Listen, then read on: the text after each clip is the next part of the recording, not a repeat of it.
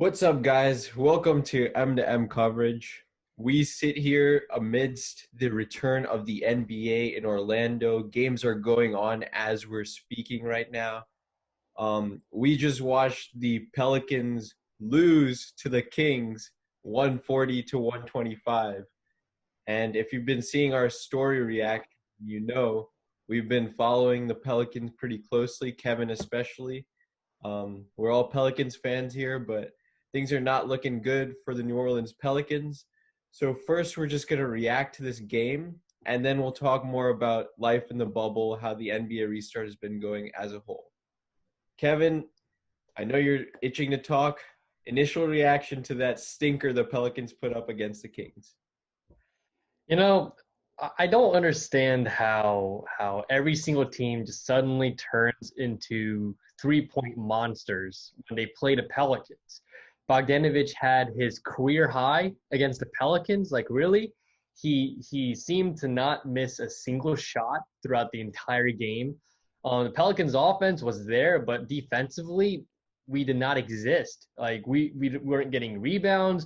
We had no hustle. The Kings came out here because then they looked like a team that knew that this was a must-win game for them. They were 0-3 in the bubble. They needed to win.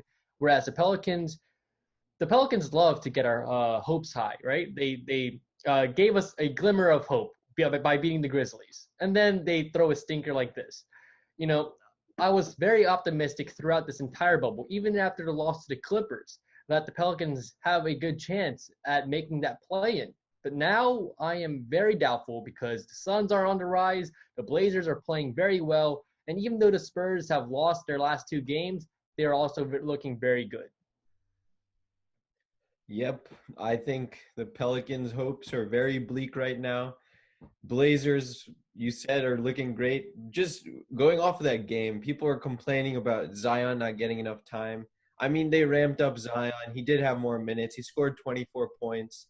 He wasn't the issue, but why play him, I guess, when you're being blown out in the fourth quarter by almost 20 points? The Kings were making it rain. Like, they had so many open looks, and the Pelicans just looked overall weak on defense. And I also have a little bit of problem with the rotation. I think Nico Melli's getting too many minutes. I think Nikhil Alexander Walker needs more minutes. And I just think that the Pelicans are lacking some identity as a team, both on offense and defense, to keep up with the Kings. And Whereas, just one comment before we go to Joff here. You bring up Nico Melli, right? We brought him because he's a sharpshooter, and we had so many open looks in this game where we didn't capitalize. Nico Melli missed a bunch of corner threes. Frank Jackson wasn't hitting his threes. Lonzo Ball is scared to shoot it, and one time he did shoot it on that transition, completely wasted the momentum we had. So what is going on with the shooting? Our defense, like there's just no effort. There's just no effort. And I want to see there to be effort. That's why I like Josh Hart. That's why I like Kenrick Williams, because they are effort players.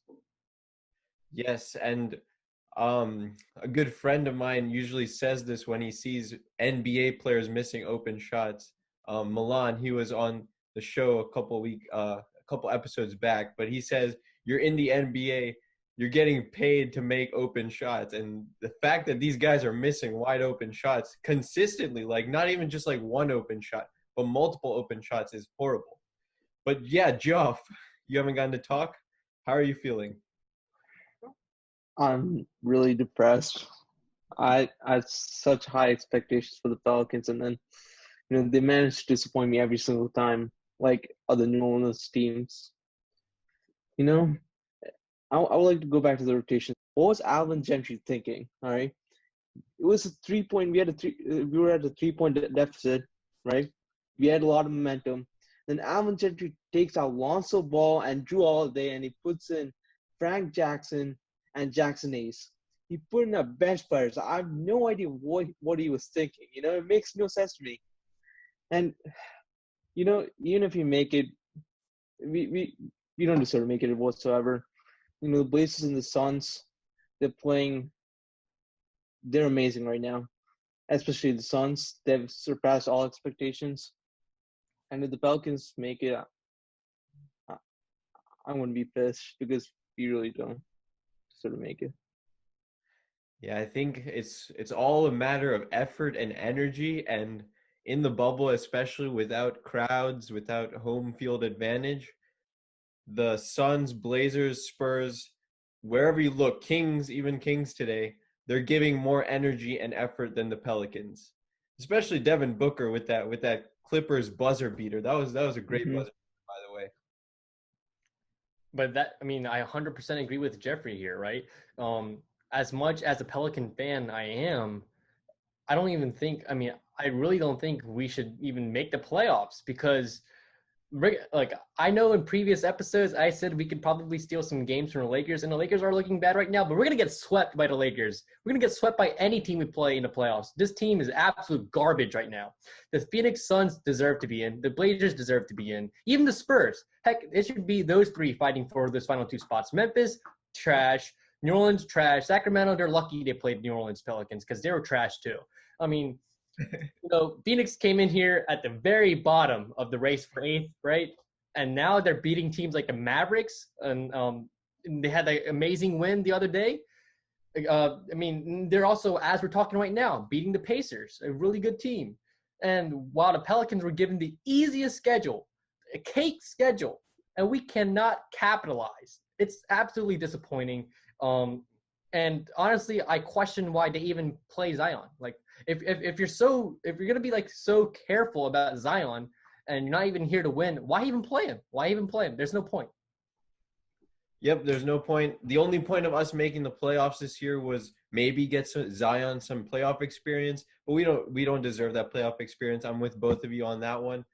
Enough talk about the Pelicans because I think we've moved on from them. We've lost hope as Pelicans fans.